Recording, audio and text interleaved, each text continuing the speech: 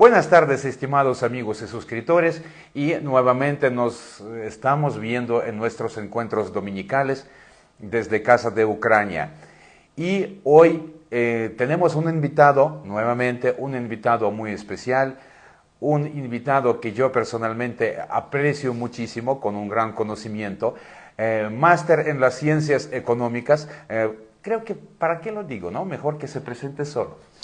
Gracias, Alex. Soy Rodrigo Aguilera, soy economista de profesión, pero desde muy joven he tenido una fascinación por todo lo que es tecnología de guerra, historia militar, etcétera.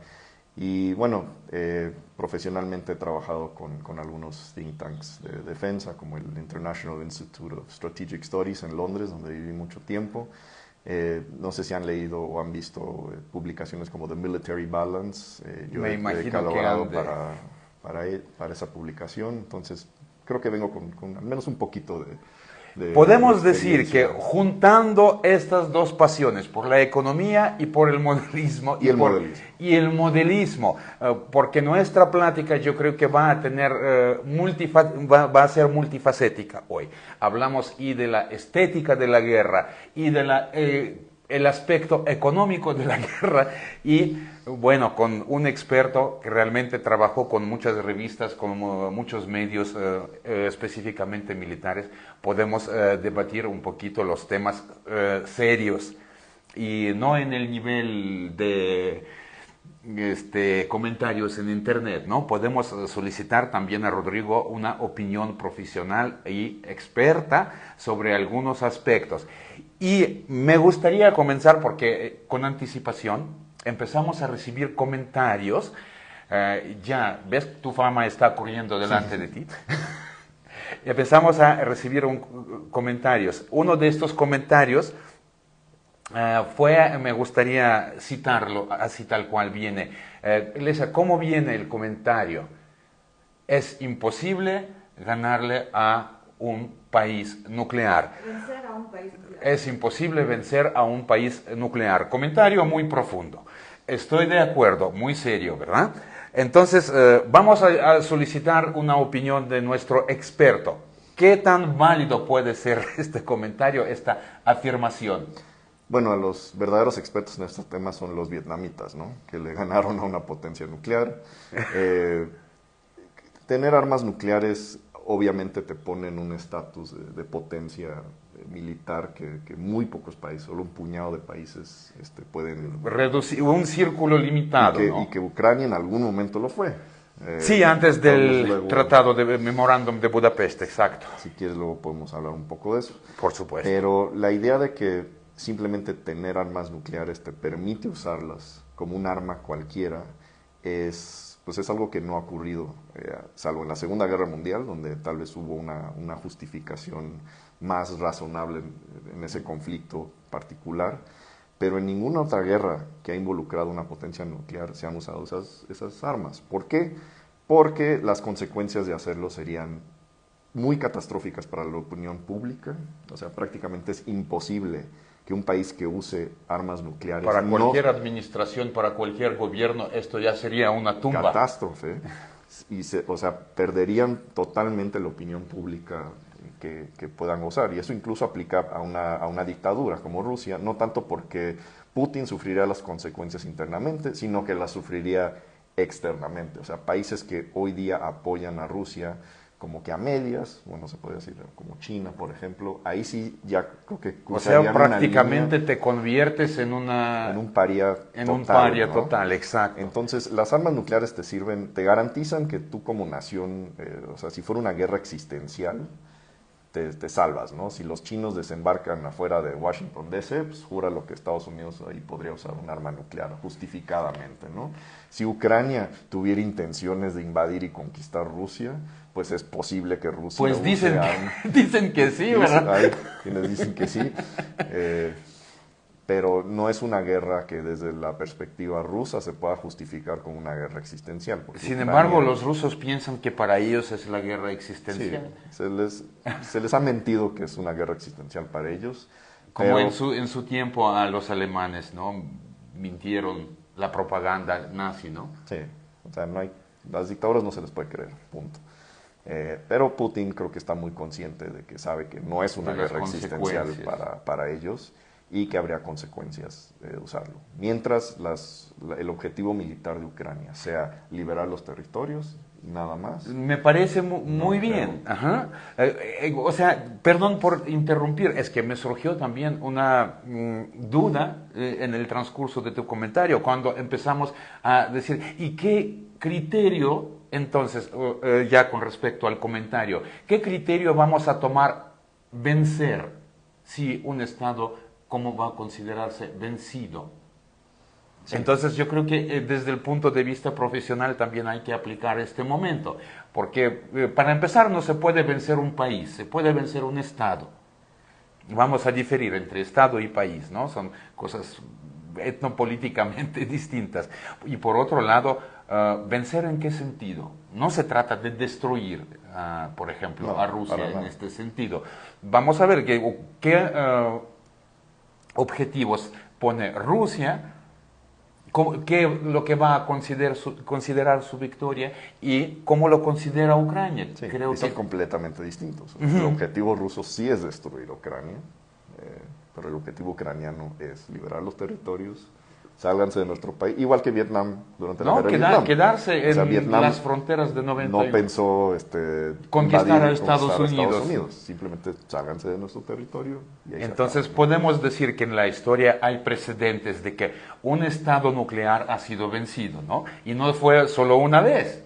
Recordamos, aparte de la guerra en Vietnam, hay más ocasiones. Afganistán. 2 veces. Rusios. Exacto. Una vez la Unión Soviética, otra la Estados Unidos. La guerra de Corea, bueno, si bien no fue una derrota, fue básicamente un stalemate. Sí. Pero incluso en la guerra de Corea, el que fue el comandante inicial de los Estados Unidos, que fue el general MacArthur, lo corrieron por sugerir que Estados Unidos podría usar una bomba nuclear contra China. Y no era una propuesta seria. No fue una propuesta seria, fue casi un comentario hacia los medios y pero le causó costó tanta controversia que lo corrieron. Entonces, precedentes había, ¿por qué no habrá en el futuro? Muchísimas gracias, Rodrigo. A mí personalmente me fascinó este momento, pues yo también tenía estas dudas, ¿no? Pero ya 3 años, un pequeño país está resistiendo a la 6ª parte del territorio. Y con respecto a esto, podríamos platicar cómo volvió a ser posible. Porque existen muchísimas opiniones, varias.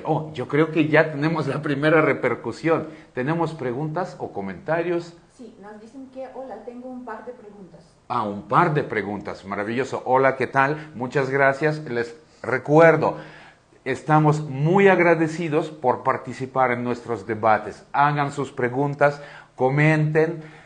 Todo esto nos sirve de maravilla. Muchísimas gracias. Escucho la pregunta. ¿Qué tipo de armamento tiene Rusia? ¿Es actualizado? ¿Qué tipo de armamento tiene Rusia y si es actualizado? De eso vamos a hablar, ¿no? Mejor. Justo de esto, vamos a... o sea, no vamos a contestar inmediatamente, porque precisamente de esto es nuestra plática y prometo que vamos a contestar... Con lujo de detalle. Con lujo de detalles. Gracias, Rodrigo. Y la segunda pregunta. Actualmente Rusia genera armamento. Sí, está. Y también vamos a hablar de eso. Y también vamos a hablar de esto. Maravilloso. La gente está bien preparada para la transmisión. La tercera pregunta. Sí. ¿Qué posibilidades hay de que Ucrania vuelva a su estatus de país nuclear? Uy, eso está muy interesante. Vamos también a discutir este tema. Podemos discutir eso, sí. Está... Yo solo hago un pequeño comentario. Los ucranianos prácticamente están jalando 3 años la guerra con... ayuda militar, podemos decir, bastante considerada, pero los ucranianos, la mayor parte lo jalan por el trabajo de los voluntarios. Creo que no sería un problema que hagan un llamado y en unos 3 meses ya tendrían dinero recolectado para una bomba nuclear. Sí, así que si tienen uranio ahí que les sobre. Ahí está. Vamos a entonces a dejar las primeras 2 preguntas para contestarles posteriormente, porque justo ese es el tema. Y ahora sí, la opinión experta de qué tan probable podría ser que Ucrania tenga un arma nuclear. Yo de mi parte tengo mucho que decir, pero mejor me callo porque mejor que hable la ciencia. Pues mira, creo yo, o sea, desarrollar un arma nuclear es algo un proceso muy sofisticado, muy complejo. Para empezar, pues, gracias a los tratados de no proliferación, hay inspecciones a todas las instalaciones nucleares, entonces tenías que hacerlo muy en secreto, de una manera en que... Y es complicado, ¿no? Ajá, todas las auditorías, todas las inspecciones, etcétera, O sea, no puedes armar una bomba nuclear en tu casa. No, muy difícil. Los países que lo han hecho porque de plano no han firmado el tratado. El tratado, como por ejemplo Irán, Israel. Etcétera. Ahora India y Pakistán creo que tampoco lo firmaron en su momento. Y entonces ellos lo desarrollaron, fue brillante porque lo hicieron en secreto total. Ni la CIA o sea, cacharon a todos por sorpresa. Ni la mosca se sentó. Y hicieron las pruebas casi un mes después de otro. O sea, fue India y creo que al mes después O sea, así seguido. Ajá. Pero Ucrania no es uno de estos países. Ucrania podría de plano decir que su política nacional requiere desarrollar un arma nuclear. Creo que el occidente no se opondría, o tal vez se opondría nada más verbalmente. Pero como lo hace últimamente siempre, ¿no? Expresarían una preocupación profunda. El problema sería también la reacción de Rusia, ¿no? Porque entonces ya si Ucrania quiere desarrollar armas nucleares, pues podrían usar esto como una justificación de un ataque preventivo, posiblemente también Rodrigo, ¿crees que después de todo necesitan...? No, ya sé que no necesitan, pero podrían, tal vez en un futuro donde exista ya un cese al fuego o algún estado de paz, podría ser una excusa para reanudar. Para reanudar las hostilidades. Si Ucrania quiere desarrollar una arma nuclear, tendría que ser totalmente en secreto. Ucranianos, apunten. Totalmente en secreto, no solo desarrollar la bomba, sino ya tener los sistemas, o sea, literalmente los misiles ya ahí para que ya después de desarrollar la bomba los portadores y ya no se pueden meter con nosotros, ¿no? El punto es... Entonces creo yo que Ucrania podría, no sé, establecer una agencia espacial, desarrollar cohetes disque para ir a la luna. Es posible hacer todo esto para otro fin, ¿no? Para otro Pienso fin. Yo. De hecho, se van a reír, ya empezaron a recolectar dinero. Pero Rodrigo, entonces tengo una pregunta. ¿Qué opinas? ¿Sí podría ser posible este esquema? ¿Podría ser realizada en las condiciones de la guerra? Ahorita es difícil porque también por ejemplo, las plantas nucleares donde se haría todo esto del enriquecimiento de uranio están bajo control ruso en una situación muy difícil, compleja, ¿no? Sí. Además de que pues tienen que suministrar energía, o sea, ahorita están cumpliendo una función muy práctica, ¿no? Entonces, creo que este es un proyecto que si bien se podría empezar ahorita con la investigación, el desarrollo, tener ya todo listo. Para el futuro. Fuera lo que Ucrania, o sea, en cuestión de investigación y desarrollo, tiene la capacidad, ¿no? O sea, hay expertos nucleares. Es más, prácticamente todos los expertos soviéticos en arma nuclear y en tecnologías militares eran de Ucrania, de Kharkiv. Entonces definitivamente los el potencial están ahí. Sería cuestión ya de hacer el esfuerzo. Ponerlo en la práctica. Tenemos otra pregunta, Rodrigo. Estás teniendo éxito. Felicidades. Tenemos varias preguntas sobre qué estaba pasando entre los presidentes de los Estados Unidos y Ucrania, pero creo que no es un tema de plática actual. Sí, estamos un poquito fuera del tema, pero bueno, sí tendría algo que ver con el momento actual. Yo creo que podríamos contestarlo un poquito más tarde, ¿no? Ya yéndolo sacando poco a poco. Y entonces vamos a pasar a nuestro siguiente punto. Existe una idea, yo me imagino que es una idea global, no es la opinión de algunos. Yo lo llamo, más o menos describo este fenómeno así, que primero tú trabajas para tu reputación y luego tu reputación trabaja para ti. El complejo militar industrial de Rusia ¿en qué estado podríamos decir que se encuentra actualmente? ¿Qué ruta, qué camino pasó después de la disolución de la URSS? Porque es que la URSS heredó todo de la Unión Soviética y lo conservó y desarrolló, y ahora está, aparte de ser una potencia nuclear, es una potencia con tecnologías avanzadas de pues el complejo militar industrial. ¿Qué tan cierto es? Bueno, es cierto que después de la disolución, bueno, cuando terminó la Guerra Fría, las Fuerzas Armadas rusas eran, en cuanto a cantidad de equipo, eran las fuerzas militares más grandes del mundo. Teníamos para comer, pero... No había para comer, pero nos sobraba para invadir Europa. Tras la disolución de la URSS, hubo una crisis económica muy fuerte en Rusia en los años 90. Y bueno, no Ucrania también no fue las 15 repúblicas. No fue la mejor década, ¿no?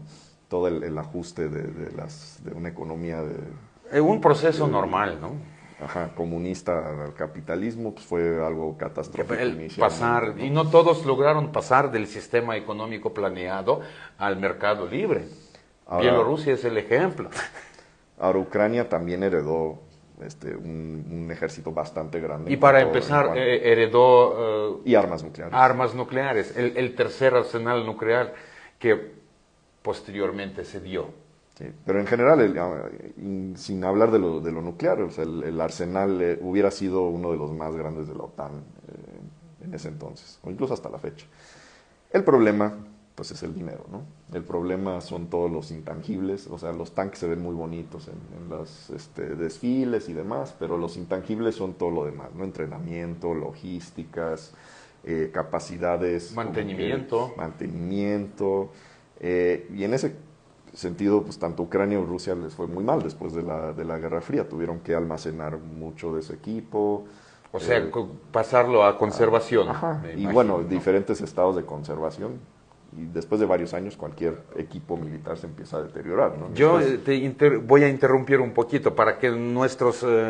interlocutores más o menos tengan la idea. ¿Qué tan caro o barato sale mantener un tanque? ¿Es lo mismo que una camionetita o un bocho? No, por supuesto que no. O sea, sí uno solo tanque, más o menos. Sí, ¿en qué consiste? No sé, así no te puedo dar una cifra de cuánto. No cifra exacta, pero más o menos en qué tiene que invertir el Estado. Bueno, necesitas mantener el aspecto mecánico, ¿no? Eso es similar a un carro, ¿no? O sea, obviamente. La suspensión, que la transmisión, que todo esté bien. Obviamente un tanque tiene sistemas mucho más complejos que un carro, el cañón, el equipo electrónico, etcétera. O sea, todo eso tiene que, o sea, si no se mantiene, se empieza a deteriorar.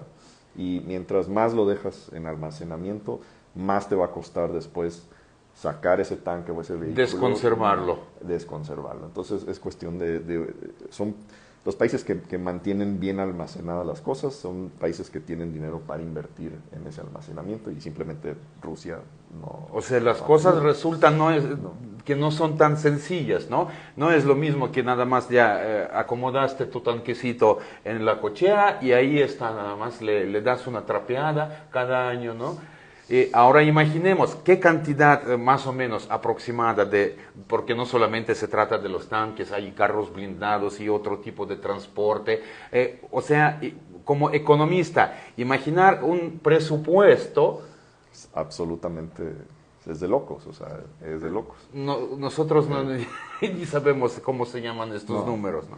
Y más porque estos son ejércitos plenamente mecanizados, o sea, no es solo el tanque, ¿no? Y detrás del tanque hay, no sé, en un batallón hay 1000 hombres, pero pues tienes ahí a los 30, Tienen que 40. transportarse. No, o sea, tienes tanques, tienes vehículos de combate blindados, tienes camiones, tienes equipo de transporte, tienes, o sea, todo. Y esto todavía todo, sin hablar de fuerzas aéreas. Ajá, ya, ni hablar, que eso es aún más caro.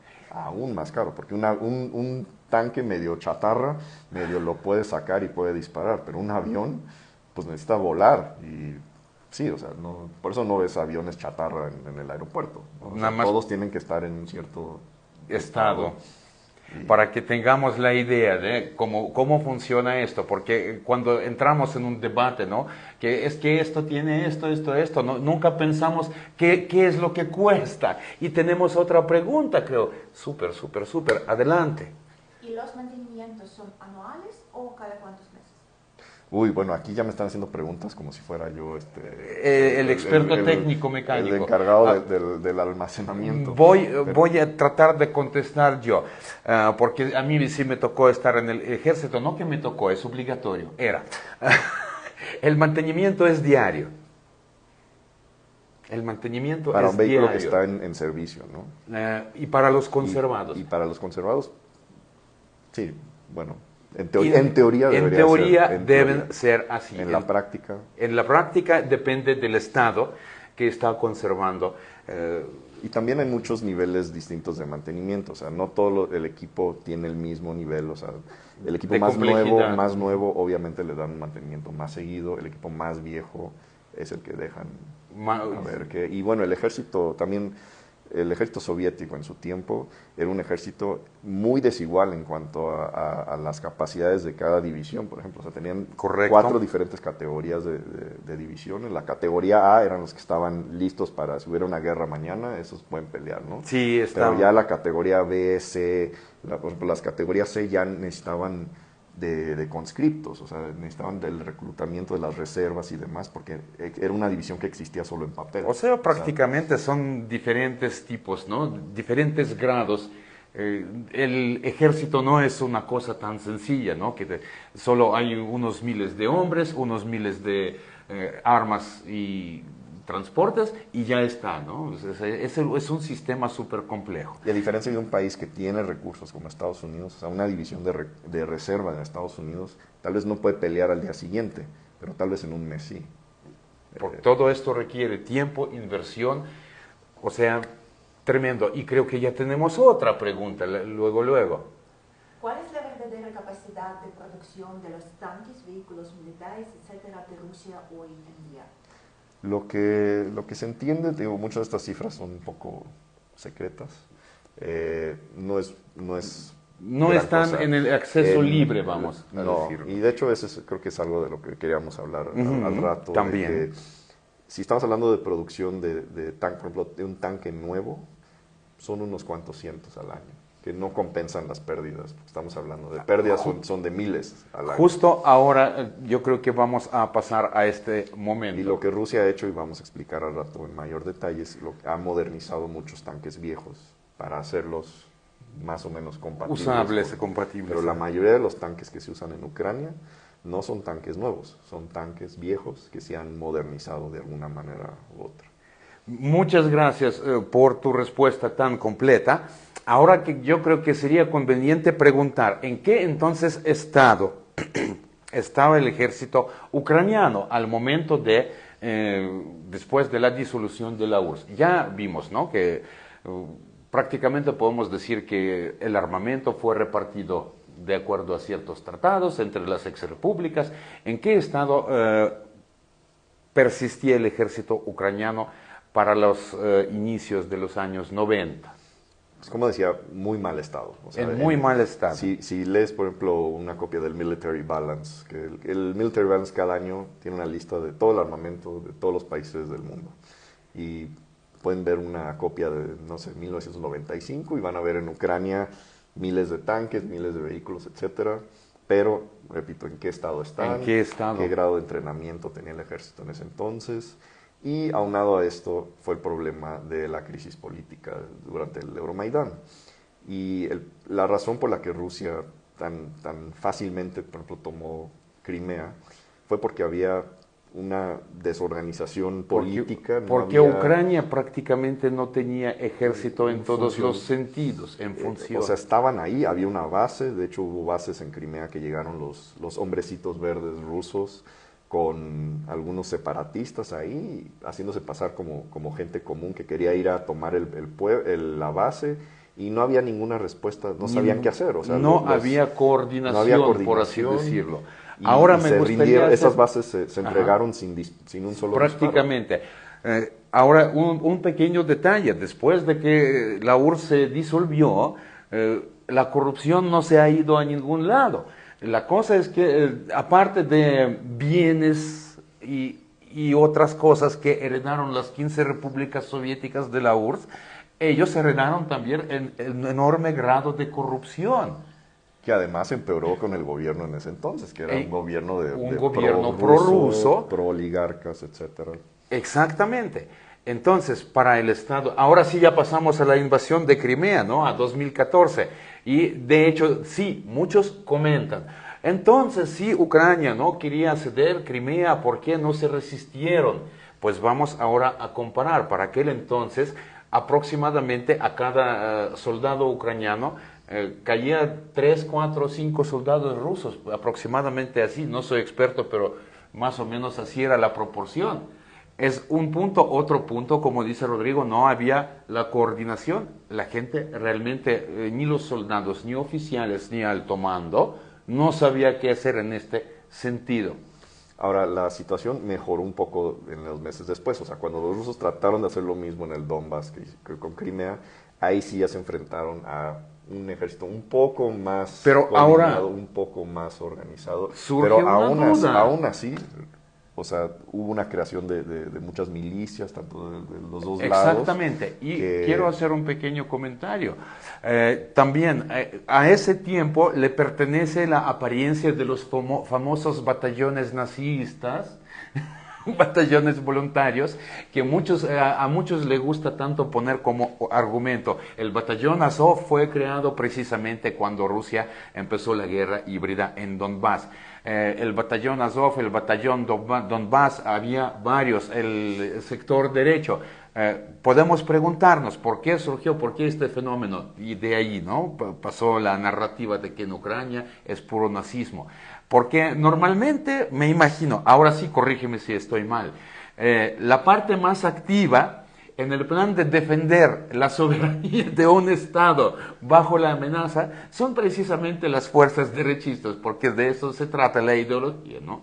Bueno, sí, de hecho en Europa del Este la extrema derecha ha sido muy antirrusa, porque Rusia es el principal impedimento para tener políticas nacionalistas, ¿no? Porque Rusia siempre quiere tener a estos países bajo su control. Exacto, la política expansionista, ¿no? Y para oponerse. Sí. Tenemos otra pregunta. Sí, un poco regresamos al tema muy rapidito, pero ¿existe alguna reserva intocable de los medios de guerra, tanques, etcétera, como la reserva estratégica? ¿Y qué tanto depende Rusia de los demás países para los insumos en la producción militar? Muy buena pregunta, me parece, ¿no? Muy conveniente. Bueno, del asunto de los insumos, pues ahorita ha sido el problema que han tenido por las sanciones, que especialmente cosas electrónicas, que son cosas que no se producen en Rusia y que ahora se necesitan para todo tipo de equipo, han tenido muchas dificultades de obtener de estos recursos. O sea, lo que es acero, tecnologías. Todo eso, o sea, acero para el tanque. Pueden hacer el hard, pero no pueden hacer el soft. Exacto. Y mucho de eso lo han tenido que conseguir de China o de otros países, o un poco ver cómo esquivan las sanciones, ¿no? Pero eso también es un impedimento a que no puedan producir más de lo que ya producen, que es muy, muy por debajo de sus necesidades bélicas. No alcanza. Es un ejército que año tras año está quedando más pequeño que el año anterior. Es muy interesante ver la cosa desde este aspecto también para mí, ¿no? Normalmente cómo la gente normal ve la situación, o produce o no produce, ¿no? Sin pensar de que no es la cosa de como que hacer una mesa de madera, ¿verdad? El armamento es cualquier tipo, es ya ni hablar de los aviones hipersónicos y cosas así, tan solo para hacer un carro blindado. No solamente montar un carruaje, ¿no? Sí, la tecnología óptica, visores térmicos, y entonces, etcétera, todo ese tipo de cosas que Rusia... Y entonces no se puede tratarse, Rodrigo, de que Rusia produce, ¿no? Puede producir ciertas partes, pero otras partes o tiene que exportar o de alguna forma buscar la manera, ¿no? Sí, entonces es un cuello de botella muy serio para que ellos pudieran aprovechar, porque en cuanto a recursos, o sea, sí le están aumentando, o sea, la inversión rusa, creo que incluso comparado al año pasado, aumentó como el 40%, o sea, es una cantidad estratosférica dentro de sus capacidades, ¿no? Relativamente limitadas porque no es una economía particularmente grande, o sea, en Europa existen al menos 3 o 4 economías mucho más grandes que la Espera, rusa. espera, pero yo en mis debates en internet, en los comentarios, esa es la tercera economía mundial. No, ni por mucho. No, O sea, pero te ponen los... Sí. No es mucho más grande que la de México. O sea,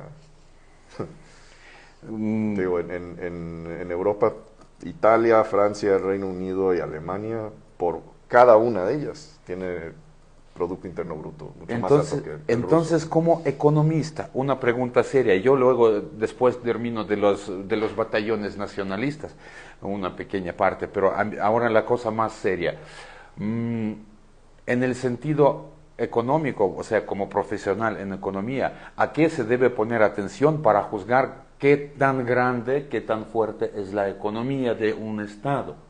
¿Qué criterios son que determinan? Este país tiene economía fuerte, este menos fuerte. ¿Qué criterios son? ¿Y dónde podríamos, la gente puede buscar referencias claras en este plan? Bueno, esto es un poco más difícil porque, no sé, en la Segunda Guerra Mundial era muy fácil comparar cuánto acero producía un país versus otro, ¿no? Cuánta electricidad, eso te daba una cierta idea de la potencia industrial, ¿no? Cuánto petróleo, etcétera. Ahora, como precisamente el asunto tecnológico es tan importante, o sea, ya no solo necesitas el acero para un tanque, necesitas toda esta tecnología.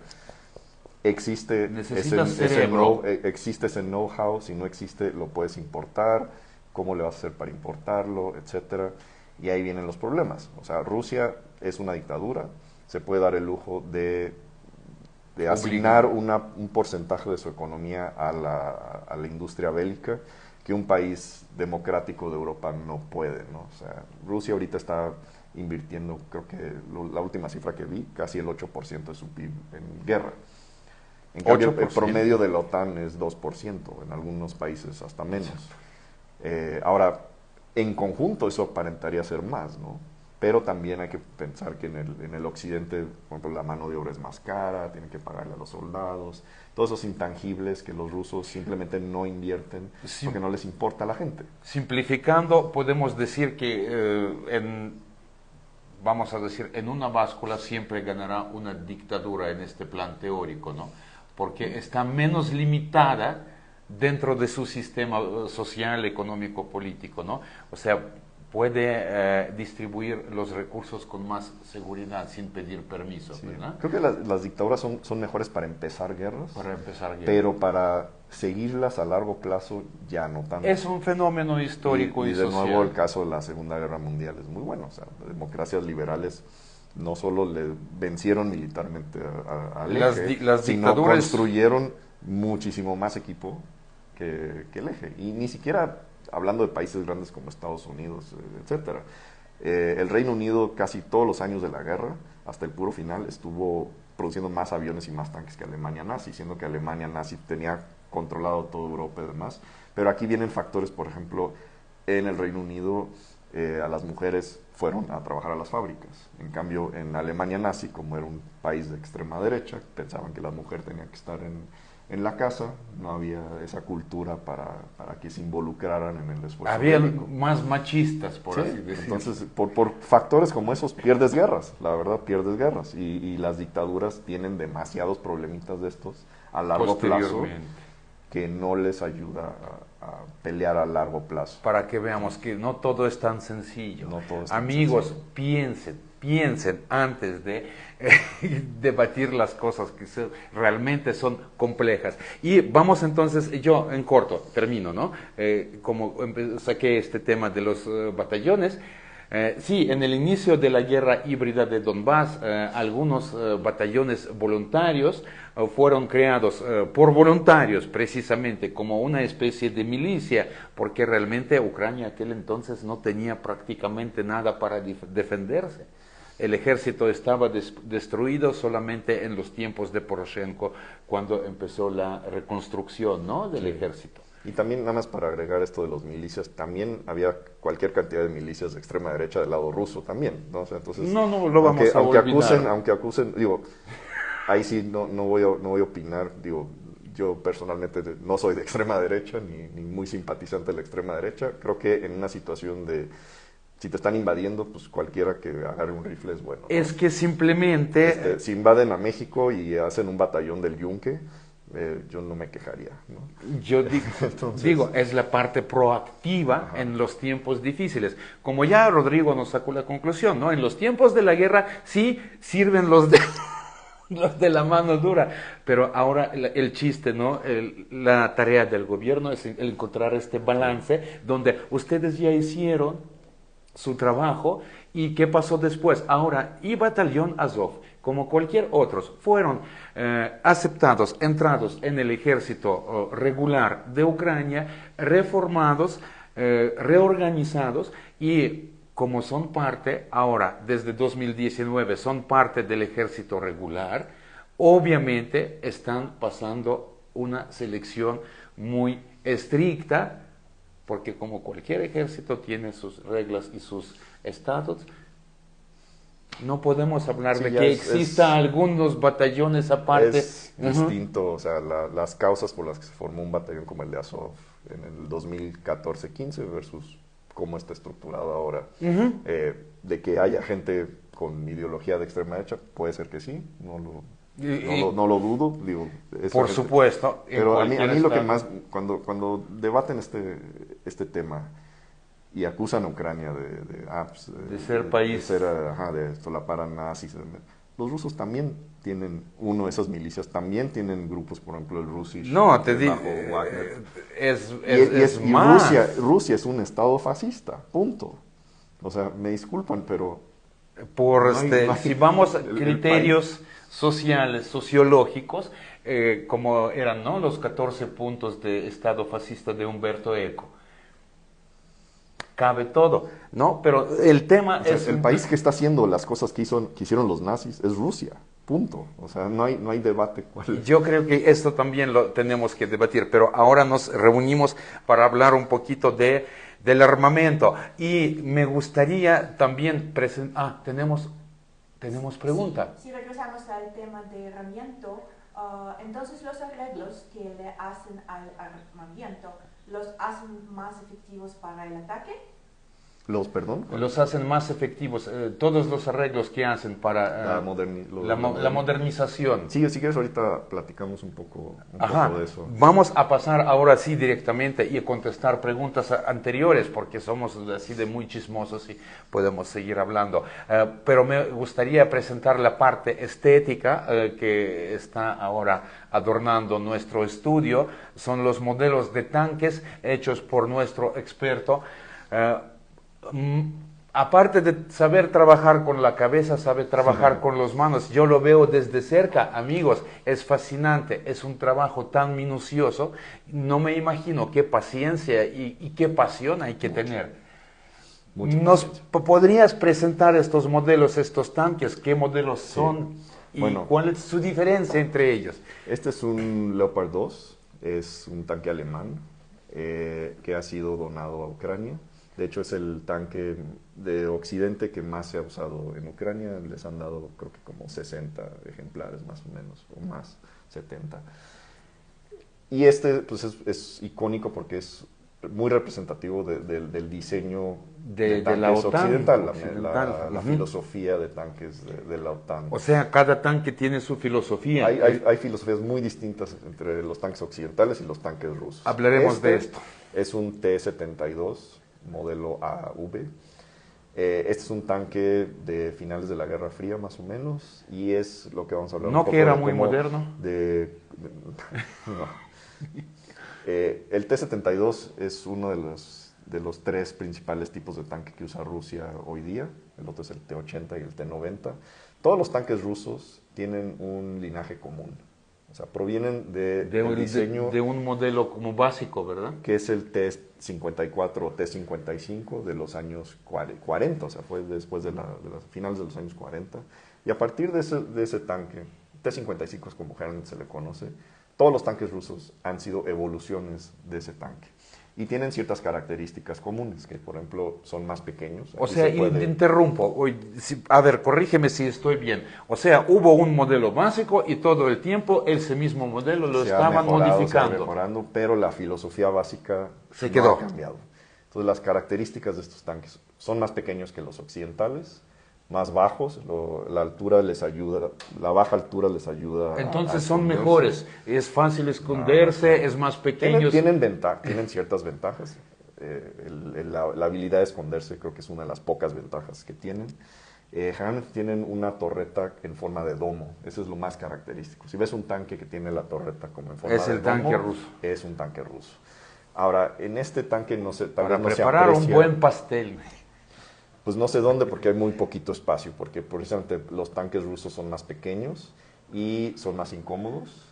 Y bueno, eso en combate ayuda, ¿no? O sea, una tripulación que tiene cierta grado de comodidad pelea mejor, ¿no? Pero a los rusos nunca les ha importado mucho la comodidad de la tripulación. Yo te voy a decir una cosa, me tocó estar ahí adentro. Si uno de la tripulación avienta gases, pues ya, el tanque queda destruido, ¿eh? Perdón, tenemos otra pregunta. ¿Por qué no se usan los famosos tanques Armata? Oh, buen punto. Eran tan bueno, ahorita llegamos a esto, ¿no? Perfecto, muchas gracias por la pregunta. También nos está sacando de la lengua Justo a eso iba Rodrigo. Adelante. Ahora, algo que seguro han visto en los tanques soviéticos son esos cuadritos que siempre tienen, ¿no? En la torreta aquí se puede observar. La defensa dinámica. ¿Qué es esto? Bueno, eso se llama blindaje reactivo explosivo. Básicamente cada cuadrito es un explosivo y la idea es de que cuando va a ser impactado por un proyectil, ese explosivo causa que se deforme la trayectoria y a la hora de pegar con el blindaje verdadero lo haga con menos energía. Las balas de tanque son cinéticas, no son explosivas. Tal vez en las películas se ve así, boom, ¿no? Pero realmente no pasa así. Es un dardo enorme. Literalmente es un dardo enorme. No se explota, como aventar una piedra. No, exacto, es básicamente una piedra en forma de dardo, hechos de tungsteno o uranio empobrecido, que son los materiales más duros que hay en el mundo. Y bueno, causan una explosión por la energía cinética que traen a la hora de penetrar el blindaje. Ahora, ¿cuál es el problema con los tanques rusos? El problema con los tanques rusos es que ellos tienen solo 3 tripulantes, a diferencia de 4 en la mayoría de los tanques occidentales.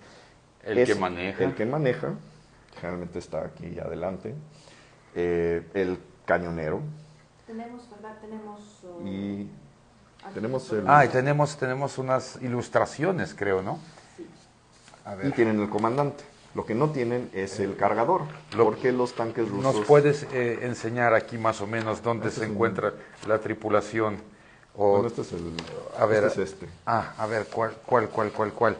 ¿Para qué? El carrusel. Hay uno con un carrusel. Va. Exacto, para que veamos cómo se distribuye el espacio. Así se distribuye el espacio en un tanque ruso. Y el armamento lo tienen en un carrusel debajo de la torreta, que se alimenta automáticamente porque tienen un cargador automático. O sea, corrígeme si estoy mal, prácticamente los 2 miembros de la tripulación están sentados en un explosivo. Literalmente, están sentados, abajo de ellos está el carrusel con el explosivo. ¿Qué pasa? Al momento que una proyectil penetra la torreta o penetra... Y alcanza el almacenamiento. Causa una explosión catastrófica. Y por eso cuando ven las fotos de los tanques en Ucrania, realmente ven los tanques rusos explotados, ven que la torreta voló. Porque literalmente explotó el carrusel, salió volando la torreta y sí, quedó ahí. Los tanques occidentales no tienen ese problema. ¿Por qué? Porque el armamento lo tienen en la torreta, en la parte de atrás. En la parte de atrás, ¿no? Como más o menos por ahí. Por eso lo tenemos así. Por eso es más grande que... La torreta está más grande. Está el armamento aquí. Hay una mampara muy grande, muy dura que protege a la tripulación. Y tienen lo que se llama unos paneles de soplado, son unos paneles que a la hora de que hay una explosión, el mismo panel explota para que la explosión salga hacia afuera. Entonces, si ven las fotos de por ejemplo, los Leopardos que han destruido, los M1 Abrams que han destruido en Ucrania, se ve la torreta intacta y se ve que varios paneles ahí faltan porque explotó y disipó, o sea, hizo que la explosión saliera del tanque y la tripulación realmente sobrevive. Entonces, podríamos decir que un tanque ruso, ese a base del soviético, prácticamente es una tumba andante para la tripulación. Sí, la preocupación nunca ha sido salvar a la tripulación, ¿no? Ha sido mantener al tanque, proteger al tanque. Proteger al tanque, sí, porque la gente, las personas que están ahí adentro se puede sustituir, pero el tanque necesita más inversión. Ahí sí, ahora sí entienden, ¿no? Porque estos asaltos de carne. Sí, realmente, teniendo una población de 140 millones, no cuentas los soldados, ¿no? La mentalidad de autocracias asiáticas. Pero ahora me interesa otra cosa, y el famoso tanque Armata que nos preguntaron. Bueno, el tanque Armata. ¿Qué tan eficaz resultó en los campos de batalla en Ucrania? Pues nadie sabe, porque o ha de ser stealth, nadie lo ha visto, tal vez. Es tan sofisticado que nadie lo ha visto. Un tanque invisible. Invisible, ahí sí mis respetos a la industria. Alta tecnología. Pero en realidad el Armata tiene una historia muy, muy interesante. Primero se vio... Lo tenemos aquí, ¿verdad? En las ilustraciones, sí, para el famoso tanque Armata, muchachos. La Armata salió, creo que ese es el desfile del 2014, creo fue, 14 o 15. Se descompuso en el desfile, o al menos uno de ellos se descompuso. Sí, me acuerdo perfectamente de la transmisión. Y pues, hubo mucho ruido. Hubo mucho ruido. Y lo interesante, bueno, lo supuestamente innovador de la Armata es que la torreta está completamente automatizada. O sea, no hay tripulantes dentro de la torreta. O sea, todo se controla remotamente debajo, entonces en teoría tiene mejor protección. Suena bien en teoría. No hay ningún tanque occidental que tenga algo así y no creo que la verdad les interese. Pero eso podría salvar más vidas. En teoría sí, creo que los tanques occidentales están confiados en la protección que les da la que ya tienen, ya no necesitan más. Y este tipo, o sea, el Leopard y el M1 de Estados Unidos se ven distintos, pero tienen esa filosofía muy similar. Todos los tanques occidentales tienen una similar filosofía, ¿no? Como concentrados en proteger la tripulación. Y todos los tanques del mundo, su preocupación es el blindaje frontal, porque en un combate de frente a frente, entonces casi todo el blindaje está concentrado en la parte frontal, un poquito menos a los lados, y las partes de atrás no tienen tanto blindaje, y eso es lo que los hace vulnerables a los drones, porque los drones generalmente los atacan por atrás. Entonces la guerra moderna... Sí, o sea, el combate moderno de tanques, o sea, la cantidad de tanques que se han perdido en la guerra de Ucrania en combate así uno por uno ha sido mínimo. Casi todas las bajas han sido por drones, por artillería, por minas o por infantería con misiles antitanque. Tenemos aquí también otro de cómo funciona un misil antitanque. Sí, por favor. Yo creo que los misiles antitanque... Bueno, aquí tenemos uno del dron, ajá. Oh, no, sí, es fascinante. Lo interesante del dron, este es un dron sencillo, que simplemente es una granada que cae, ya sea donde está la turbina, o si a veces le atinan hasta dentro ¿cómo se llama? Del soplet. ¿Cómo se llama? Bueno, de la salita. Ándale. Pero es una forma muy barata de pelear una guerra, porque un dron... Incluso un dron suicida te sale en $400, un tanque moderno te sale en 2 millones, 4 millones. O sea, si tengas buena suerte, prácticamente con 400 destruyes varios millones. Ahora también los misiles antitanque han sido muy efectivos en la guerra porque atacan por arriba. Por arriba. Y nadie se preocupa de proteger desde arriba. Bueno, ahora sí. Ahora se están preocupando por drones y por misiles, y lo que hacen es el caso exagerado que es el tanque Tortuga. Creo que aquí también tenemos uno. Ajá, pero antes de que pases a este momento, o sea, cuando empezó en el enfrentamiento ya más o menos del campo, ¿no? Ya la guerra pasó de ser solamente híbrida. Me acuerdo que uno de los primeros medios de la guerra que llegaron como ayuda occidental eran los famosos Javelins. Se volvieron prácticamente pues un símbolo de resistencia. Sí. Incluso existe una imagen, una personalidad, la Santa Javelina, que es más o menos como la Santa Madre, ¿no? La Santísima Madre. Es muy famosa la imagen, muy bonita, la pueden encontrar en internet, pero ¿qué es lo que representa el Javelin? ¿Y qué papel jugó en los campos de la batalla? Bueno, especialmente en los primeros 2 meses, cuando fue la batalla de Kiev. Lo podemos ver una aquí, batalla, ¿no? Bueno, este es un Javelin justo a punto de caer, o sea, les ataca por arriba. También por arriba, como los drones. Donde no hay protección, realmente. También el Enlo, que es un misil similar, es sueco, anglo-sueco. También fue usado con mucho éxito en esos primeros meses.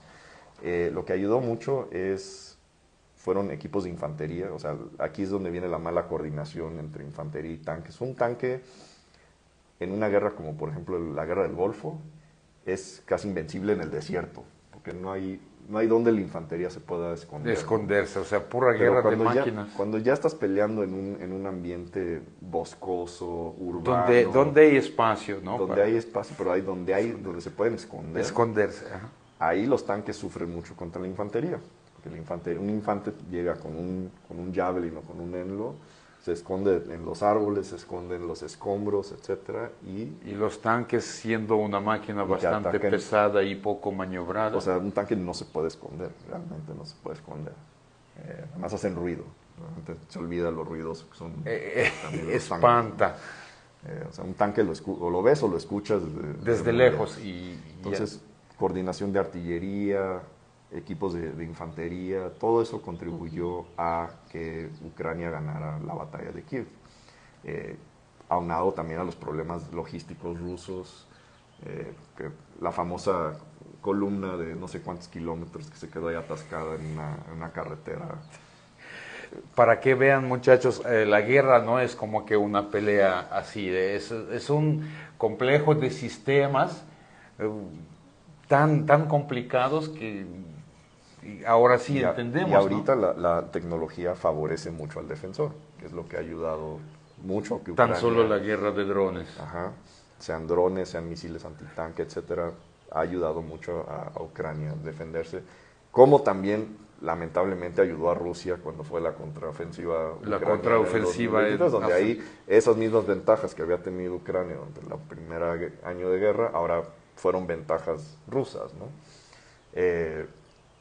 Queda claro que en la guerra moderna entre dos ejércitos mecanizados de similar potencia, es muy difícil lograr un rompimiento del frente. Requiere de elementos de sorpresa, como fue, por ejemplo, las ofensivas al este de Kharkiv y de Gerson, como la invasión de Kursk. Todo eso fue gran sorpresa. Malditos invasores. Esos ucranianos. Entonces, podría resumir, ¿no? Así en breve, que el uso del armamento moderno también implica utilizar las tácticas y estrategias modernas. O sea, no se puede seguir utilizando las mismas tácticas y estrategias que en 1942. No, para nada. Y eso ha sido un proceso de aprendizaje tanto para Ucrania como para Rusia también. O sea, Rusia llegó con una mentalidad que claramente no le funcionó. Que la guerra se gana por cantidades. Ajá, y no les funcionó. Y ahora también están conscientes de que necesitan adaptarse a estos nuevos. Pero no es un drones. proceso rápido. No es un proceso rápido, pero creo que... Y mientras mayor es el ejército, me refiero hablando del personal, pues estos procesos, me imagino como así de como que muy poco profesional, se alentan, ¿no? Porque hay que reentrenar. Y en el caso ruso también el problema es que, siendo una dictadura, estos tipos de cambios son más difíciles, porque hay unas jerarquías rígidas. De hecho sí, también no pueden ofender al superior. Es un ejército estupendamente corrupto también. Quería también hacer pregunta con respecto a esto, porque Ucrania no solamente modernizó tal cual el armamento y cosas por el estilo, sino también según lo que yo sé, había una reorganización estructural dentro del ejército ucraniano. No sé si... Con Poroshenko hubo después del problema con Crimea y en el Donbass, quedó claro que Ucrania necesitaba reimaginar sus fuerzas armadas, ¿no? Reconsiderar totalmente, ¿no? Y bajo Poroshenko hubo un intento para que llegaran expertos de la OTAN, los ayudaran a entrenar, y se volvió un ejército que se entrenó bajo lineamientos occidentales. Entonces, ¿qué implica esto? Pues ya no tener esa jerarquía, rigidez táctica soviética que había antes, que hubiera ya iniciativa para suboficiales. Para rango menor, ¿no? O sea, un teniente, un sargento. En ese momento, o sea, la mentalidad de un ejército occidental es: nadie sabe las condiciones de combate mejor que el sargento, que el teniente que está ahí. No se tiene que esperar a que el coronel le autorice. No. Entonces, dar esa flexibilidad táctica que el ejército ruso hasta la fecha no tiene. Y por eso, en casi cualquier situación de combate entre ucranianos y rusos de similar fuerza, han ganado los ucranianos. Hasta ahora podemos decir que simplifico, esta reestructurización consiste en que ya los grupos operativos más pequeños, pero más flexibles y más movibles, pues están menos limitados en tomar decisiones. Exacto. En combate. En tiempo real, en ese momento. Muy bien. Tenemos más preguntas. Muchísimas gracias. Tenemos otra pregunta. ¿Podría explicar la importancia de los Bradley para Ucrania y si existe una alternativa a ellos en caso de que Trump suspende el apoyo para Ucrania? Una pregunta como que muy actual, ¿verdad? Todo lo que he escuchado de... Bueno, no necesitamos repetir la pregunta porque el SA hoy no tiene micrófono. No, está bien. Sí se oyó bien. Oh, perfecto. Todo lo que he escuchado de los Bradleys ha sido que están fascinados por los Bradleys, por la supervivencia que da. O sea, que ha habido muchos soldados donde recibe un disparo el Bradley y la tripulación sobrevive. O sea, tiene una super protección. Genial. ¿Hay equivalentes occidentales? Sí, bueno, está el Marder o el Puma alemán. Casi todos los países occidentales tienen. Está el Warrior británico. Eso se llaman vehículos de combate de infantería, ¿no? Son vehículos donde puedes transportar tropas, pero que además pueden pelear dentro del vehículo, ¿no? Y muchos, por ejemplo, el Bradley tiene misiles antitanque, TOW. Está bien equipado en ese sentido. Ha habido casos donde se ha visto un Bradley derrotar a un tanque ruso, cosa que en teoría no debería de ser posible. Eso dice todo.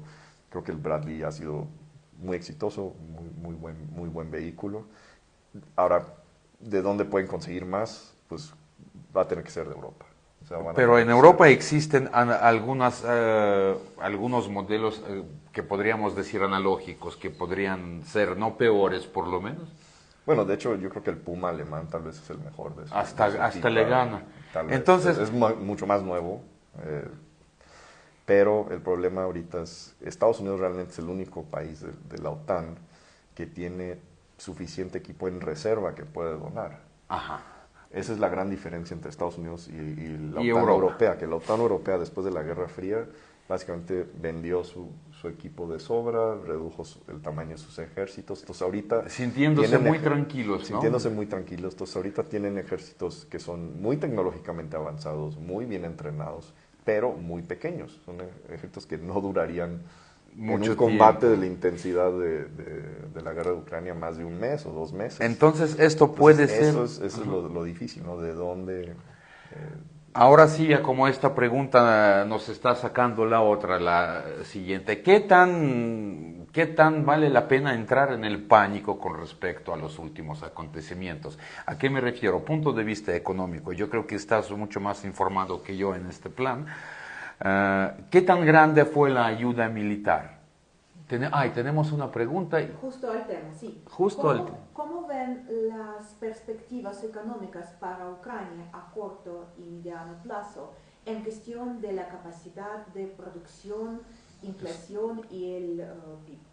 Bueno, estrictamente el asunto económico no estoy muy familiarizado. Tengo entendido, y esto porque son comentarios que ha hecho Zelensky u otros oficiales, que en cuestión de dinero Ucrania creo que tiene para el 2026, al menos. O sea que crisis inmediata no es. No está bajo amenaza de la crisis inmediata. Ahora, en cuanto a producción militar, ha aumentado y ahorita están usando un modelo que se llama el modelo danés, Entonces, precisamente porque muchos países europeos no tienen suficiente equipo para donarles, lo que han estado haciendo es les dan dinero a Ucrania para que Ucrania compre equipo que él mismo produce, porque la capacidad industrial está ahí, más bien el financiamiento es lo que no hace falta, ¿no? Digo, no, como dije, no se les va a acabar, pero están más en necesidad de dinero, ¿no? Entonces, el modelo danés es básicamente Dinamarca o Noruega, lo que sea. Es el modelo más eficaz. No te podemos dar tanques, pero aquí te damos dinero para que tú lo hagas. Que tú los produzcas. O sea, podría decir, no sé si no mal recuerdo, actualmente Ucrania está produciendo como 40% de armamento que utiliza. O sea, para que no digan que están combatiendo con el arma occidental. No, o sea, la mayoría del armamento ucraniano es ucraniano. Y tenemos otra pregunta. Justo nos preguntan, ¿qué armamento produce Ucrania que podría ser un punto de lanza para los otros países? Bueno, drones, eso es lo más. Drones. Ahorita Ucrania, en cuestión de tecnología y en cómo saber emplearlo, está en otro nivel que ningún otro país occidental. Prácticamente ellos fueron los primeros que comenzaron a utilizar masivamente. O sea, esta es la primera guerra de drones. De drones. Sí. Estamos viviendo los tiempos de Terminator, ¿no? Y ahora, el rango de sofisticación de los drones es muy amplio. O sea, hay desde los drones, muchos que les han donado, pero que son drones comerciales, ¿no? Que les amarras ahí un misil de lanzacohetes, ¿no? O una granada, pero también hay drones muchísimo más sofisticados. Que son ¿Y como para qué se pueden utilizarse los drones en la guerra? Los más sofisticados son lo que en inglés se les llaman los loitering munitions. Loitering significa que pueden estar en el aire durante muchas horas. Entonces están básicamente ahí.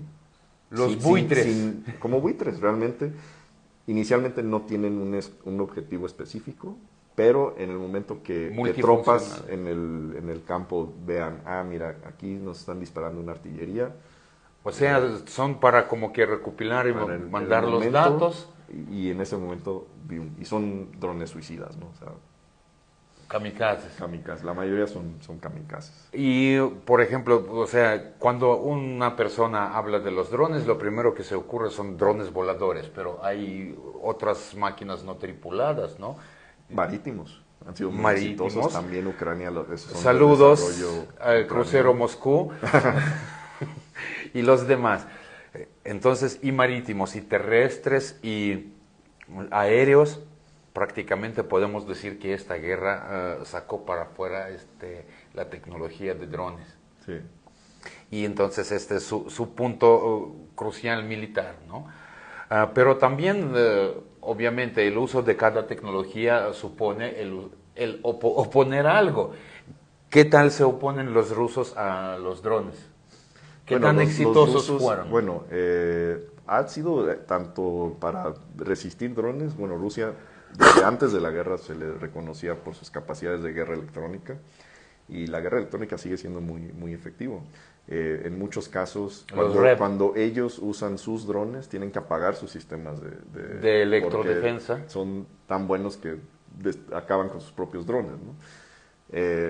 No son perfectos, obviamente, pero también han aprendido, siguen desarrollando. Por supuesto, lo peor que podría hacer es menospreciar al enemigo. Ajá.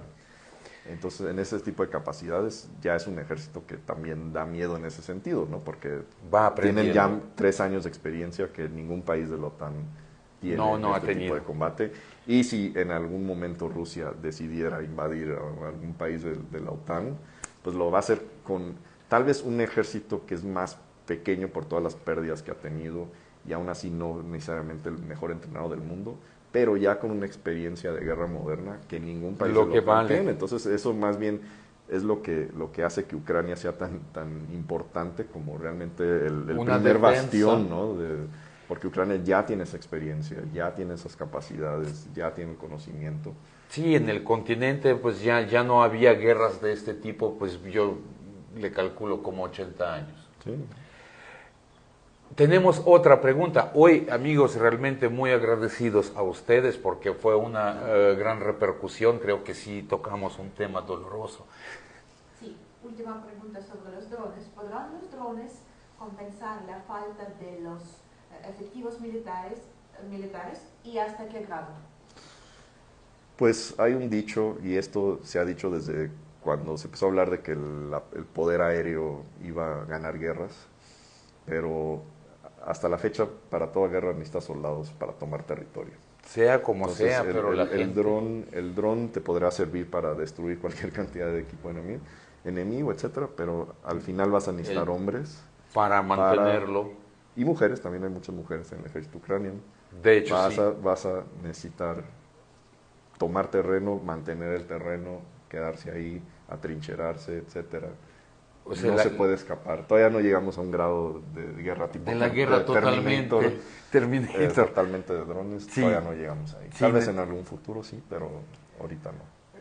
Muchísimas gracias. Fue maravillosa la pregunta. Muy también siento que actual.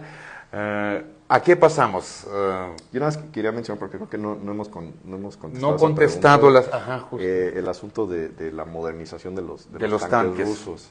Y como dije previamente, su producción de tanques nuevos es muy baja. Entonces lo que han hecho, y esto empezó desde el 2010 más o menos, que empezaron un proceso de modernización, que básicamente toman tanques como el T-72, que es un tanque viejo, de la Guerra Fría, y lo equipan con, por ejemplo, este tipo de blindaje reactivo, incluso más nuevo del que, tiene cada nuevo modelo solamente le agregan nuevos, cosas, etcétera, y al grado de que, por ejemplo, la versión más nueva del T-72, que es la versión B3M, se ve casi, o sea, tú la ves con un T-74 original. O sea, igualito. Y dices eso, no, más bien dices, esto no tiene nada que ver, es un tanque completamente diferente. Pero no realidad, lo tenemos en la foto, de casualidad. No sé, tal vez sí, tal vez no. Bueno, pero el caso es que en el fondo sigue siendo un T-72, sigue teniendo los mismos problemas de diseño, la misma torreta pequeña, el mismo carrusel vulnerable. Entonces, hasta cierto grado, no han podido reinventar el concepto de tanque, o al menos con el Armata, si es que algún día llega a funcionar. Sí, algún día lo veremos quizás. En cambio, los tanques occidentales, hubo una revolución tecnológica a finales de los 70s y en los 80s, y donde cada tanque nuevo que sacó Estados Unidos o Alemania o el Reino Unido en ese entonces no tiene absolutamente nada que ver con el tanque previo. O sea, fue un completo, empezaron de cero, usaron nuevas tecnologías de blindaje, por ejemplo el blindaje Chobham, que fue inventado en el Reino Unido, que sigue siendo de lo más sofisticado del mundo.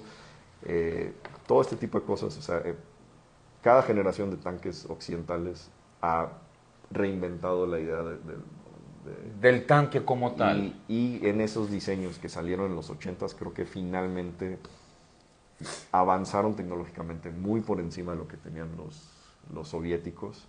Y creo que lo único que ha medio compensado eso ha sido el blindaje reactivo, que sí funciona y funciona muy bien.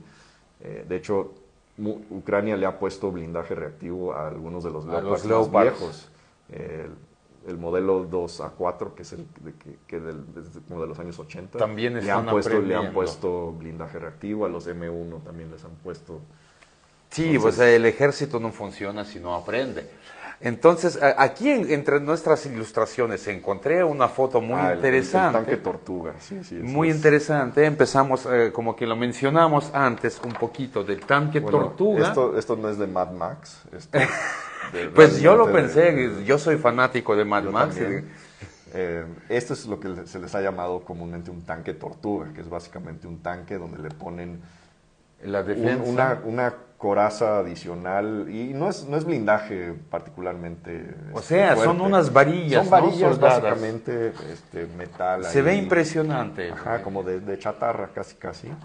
¿Y cuál es el objetivo de esto? Bueno, que un dron o un misil antitanque explote contra la armadura de este tipo, este blindaje, antes de que llegue y le dé al blindaje. El impacto. Sí. O sea, podemos decir que ahora se trata de algún nuevo estilo de protección con antidrón. No, tal vez no es nuevo, porque se le llama este tipo de blindaje espaciado, que es básicamente tener un blindaje, un espacio.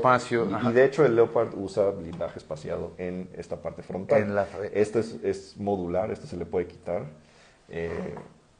Aquí creo que también tenemos, no sé si... Esa parte del blindaje del Leopard es la defensa espacial, o sea, prácticamente un espacio... Para que explote primero o detone... Que sirve como una bolsa de impacto en el carro, ¿no? Sí, básicamente. Algo así. O como tener una segunda coraza que si se pega el carro... Detiene un poquito. ¿No? Se pega con esa coraza antes de pegarse con el carro. Y entonces el equipaje, la tripulación queda protegida en este caso. Sí.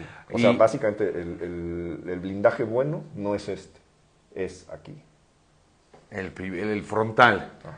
Y los tanques rusos no tienen este tipo de defensa, pero este tipo aprendieron a hacer. Se puede agregar muy fácilmente. De hecho, esto no es nuevo, esto desde la Segunda Guerra Mundial. Muchos utilizaban. Tanques lo usan, pueden ver tanques alemanes. Entonces, hacia el final de la guerra tienen como unos faldones enormes. Precisamente. Es el mismo concepto para que entonces no hay nada nuevo en este mundo. Y también ya creo que ya se nos está acabando el tiempo. Hablando seriamente, ¿no? Ya sin bromas. Entonces, ¿qué tanto daño sufrió el ejército ruso durante los 3 años de la invasión? Con respecto a los tanques, por ejemplo. Bueno, porque incluso tenemos un gráfico. Hicimos un gráfico. E incluso la muestra cómo se le vuela la torreta, el tanque. Pero hablando de este gráfico, ¿qué periodo abarca? ¿Es el periodo? Estos datos son tomados de la página de Oryx, que seguro algunos de ustedes ya lo han visto. Es una página que tabula todas las pérdidas. O sea, no es de Facebook. No. Digo, porque serio. siempre le hago este llamado a nuestros locutores que verifiquen los datos, utilicen fuentes Oryx, fiables. básicamente, cada tanque tiene un vínculo de las fotos o algo donde se vea evidencia. Estos son solo los tanques que hay evidencia. Comprobados, o sea que en realidad han sido más. Mínimo, no sé, una tercera parte más. Pero verificables en los primeros 3 años de la guerra es esto, y aquí pueden ver. Esto básicamente también te dice la intensidad del uso de cada tanque. Ahora, Ucrania principalmente usa el T-64, que heredó de la Unión Soviética. De la URSS. Ese fue un tanque tan sofisticado en su momento que era tal vez mejor que cualquiera de la OTAN en los años 60. Y tal es así que la URSS no lo exportó. Es el único tanque que nunca exportó, ni a sus aliados del Pacto de Varsovia. O sea ni a China, ni a Vietnam, ni a Polonia, ni nadie. Solamente el Ejército Rojo usó el T-62 y Ucrania lo heredó después de la disolución, ¿no? Por lo menos algo bueno. Y tiene también unas cantidades más pequeñas de T-72 como la versión aquí está. AD. Y unas T-80. Yo te ayudo para que no te sientes... para que Rodrigo nos... ¿Sí? Perfecto, lo tenemos en la pantalla, nomás para que podamos el T-90 es el tanque más nuevo ruso que salió poco después de la Guerra Fría. Y en teoría es el más avanzado que tienen, sin contar el Armata, el Armata invisible. Invisible, sí. Pero sí. De tanques visibles que sí existen, es el más sofisticado que tienen, especialmente la versión más moderna, que es el T-90M.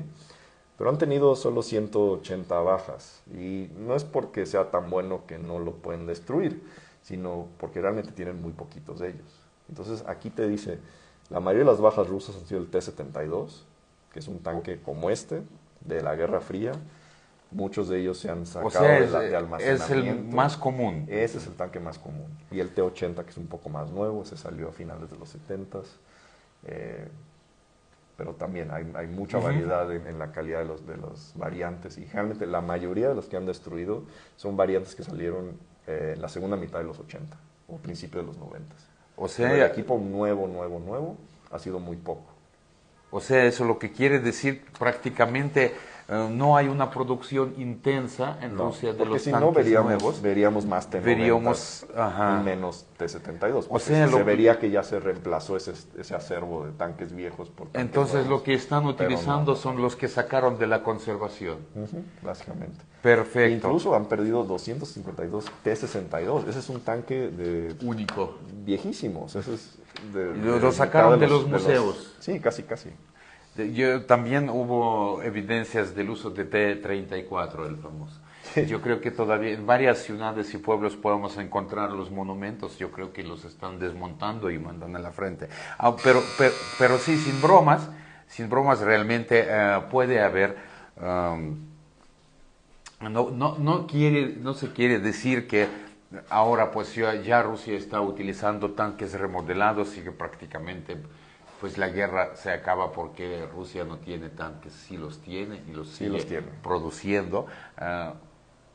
Pero pues la cosa es así que podemos... Pues se puede decir que la calidad promedio del tanque ruso ha bajado. En cambio, la calidad promedio del tanque ucraniano, por los occidentales que les han llegado, ha subido. Y entonces podemos decir que hasta cierto punto que el pronóstico no puede ser tan pesimista como muchos, porque sí, con los últimos acontecimientos, sé que muchos han entrado, no en pánico, pero en una especie de frustración.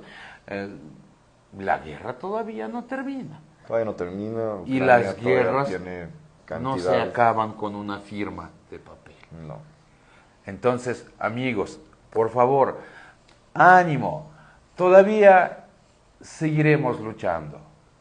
Y es un buen momento recordar que la próxima semana tuvimos como especialista práctica en todas esas cuestiones, un jefe de escuadrón de compañía de sistemas de vehículos aéreos no tripulados de ataque, sí, desde Ucrania. Sí, vamos a tener ya una plática con un especialista desde el frente. Muchísimas gracias, Rodrigo. Realmente estoy súper agradecido por los comentarios muy importantes, porque yo realmente soy muy burro en todo esto. Yo puedo hablar de las cosas no tan serias, pero confirmándolo con los números, datos, cifras, es súper importante. La opinión experta. Yo creo que quiero creer que vamos a tener a Rodrigo constantemente como nuestro experto económico militar, porque a nosotros nos hace falta. Y estamos muy agradecidos por todas las preguntas que han hecho. Nos seguimos viendo, nos vemos el próximo domingo. Muchas gracias por su asistencia, por sus preguntas. Slava Ukraini!